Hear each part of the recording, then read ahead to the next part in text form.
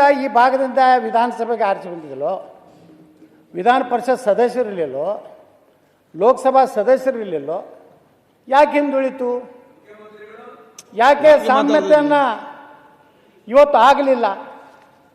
ಇವತ್ತು ನೋಡ್ತಾ ಇದ್ವಿ ಅಧ್ಯಕ್ಷರು, ನೀರಾವರಿ ಭಾಳ ದೊಡ್ಡ ಉತ್ತರ ಕರ್ನಾಟಕದ ಭವಿಷ್ಯ ಬದಲಾವಣೆ ಆಗಬೇಕಾದ್ರೆ ನಾವು ಏನಾದರೂ ಉತ್ತರ ಕರ್ನಾಟಕನ ಅಭಿವೃದ್ಧಿ ಮಾಡ್ತೀನಂದರೆ 10 ಕಿಲೋ ಅಕ್ಕಿಯಿಂದ ಉದ್ಧಾರ ಆಗುವುದಿಲ್ಲ.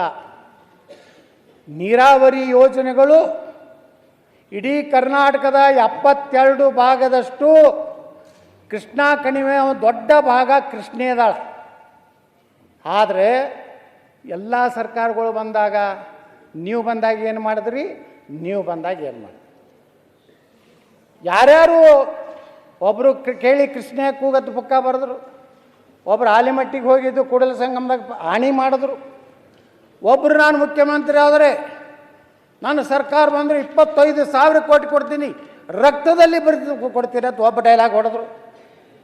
ಯಾರೂ ಏನೂ ಮಾಡಲಿಲ್ಲ, ರಕ್ತದಲ್ಲಿ ಬರೆದು ಕೊಡೋರು. ಈಗ ಅವರು ಇವತ್ತು ಸಮಾನತೆ ಬಗ್ಗೆ ಇಲ್ಲಿ ಭಾಷಣ ಹೊಡೆದು ಹೋದರು. ನಾವೆಲ್ಲ ನನಗೇನು 3 4 ಸಲ ಉಚ್ಚಾಟನೆ ಮಾಡ್ಯಾರ, ಐ ಡೋಂಟ್ ಕೇರ್.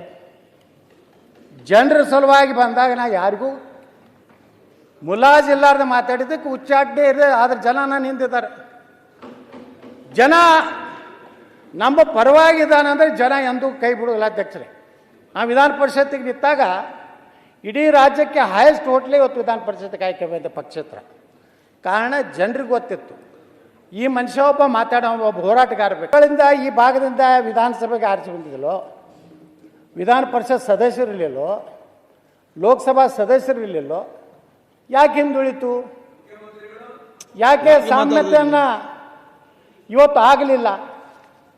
ಇವತ್ತು ನೋಡ್ತಾ ಇದ್ವಿ ಅಧ್ಯಕ್ಷರು, ನೀರಾವರಿ ಭಾಳ ದೊಡ್ಡ ಉತ್ತರ ಕರ್ನಾಟಕದ ಭವಿಷ್ಯ ಬದಲಾವಣೆ ಆಗಬೇಕಾದ್ರೆ ನಾವು ಏನಾದರೂ ಉತ್ತರ ಕರ್ನಾಟಕನ ಅಭಿವೃದ್ಧಿ ಮಾಡ್ತೀನಂದರೆ 10 ಕಿಲೋ ಅಕ್ಕಿಯಿಂದ ಉದ್ಧಾರ ಆಗುವುದಿಲ್ಲ. ನೀರಾವರಿ ಯೋಜನೆಗಳು ಇಡೀ ಕರ್ನಾಟಕದ 72 ಭಾಗದಷ್ಟು ಕೃಷ್ಣಾ ಕಣಿವೆ ದೊಡ್ಡ ಭಾಗ ಕೃಷ್ಣೇದಾಳ. ಆದರೆ ಎಲ್ಲ ಸರ್ಕಾರಗಳು ಬಂದಾಗ ನೀವು ಬಂದಾಗ ಏನು ಮಾಡಿದ್ರಿ, ನೀವು ಬಂದಾಗ ಏನು ಮಾಡಿದ್ರಿ? ಯಾರ್ಯಾರು ಒಬ್ಬರು ಕೇಳಿ ಕೃಷ್ಣ ಕೂಗತ್ತು ಪುಕ್ಕ ಬರೆದ್ರು, ಒಬ್ಬರು ಆಲಿಮಟ್ಟಿಗೆ ಹೋಗಿದ್ದು ಕೂಡಲ ಸಂಗಮದಾಗ ಹಾನಿ ಮಾಡಿದ್ರು, ಒಬ್ಬರು ನಾನು ಮುಖ್ಯಮಂತ್ರಿ ಆದರೆ ನಾನು ಸರ್ಕಾರ ಬಂದರೆ 25,000 ಕೋಟಿ ಕೊಡ್ತೀನಿ, ರಕ್ತದಲ್ಲಿ ಬರೆದು ಕೊಡ್ತೀನಿ ಅಂತ ಒಬ್ಬ ಡೈಲಾಗ್ ಹೊಡೆದ್ರು. ಯಾರೂ ಏನೂ ಮಾಡಲಿಲ್ಲ, ರಕ್ತದಲ್ಲಿ ಬರೆದು ಕೊಡೋರು.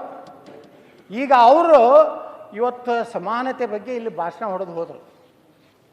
ನಾವೆಲ್ಲ ನನಗೇನು 3 4 ಸಲ ಉಚ್ಚಾಟನೆ ಮಾಡ್ಯಾರ, ಐ ಡೋಂಟ್ ಕೇರ್. ಜನರ ಸಲುವಾಗಿ ಬಂದಾಗ ನಾ ಯಾರಿಗೂ ಮುಲಾಜಿಲ್ಲಾರ್ದು ಮಾತಾಡಿದ್ದಕ್ಕೆ ಉಚ್ಚಾಟನೆ ಇದೆ. ಆದರೆ ಜನ ನಾನು ನಿಂತಿದ್ದಾರೆ. ಜನ ನಮ್ಮ ಪರವಾಗಿದ್ದಾನಂದರೆ ಜನ ಎಂದೂ ಕೈ ಬಿಡೋಲ್ಲ ಅಧ್ಯಕ್ಷರೇ. ನಾವು ವಿಧಾನ ಪರಿಷತ್ತಿಗೆ ನಿಂತಾಗ ಇಡೀ ರಾಜ್ಯಕ್ಕೆ ಹೈಯೆಸ್ಟ್ ಹೋಟ್ಲೇ ಇವತ್ತು ವಿಧಾನ ಪರಿಷತ್ತಿಗೆ ಆಯ್ಕೆ ಬಂದ ಪಕ್ಷೇತರ. ಕಾರಣ ಜನರಿಗೆ ಗೊತ್ತಿತ್ತು, ಈ ಮನುಷ್ಯ ಒಬ್ಬ ಮಾತಾಡೋ ಒಬ್ಬ ಹೋರಾಟಗಾರ ಬೇಕು.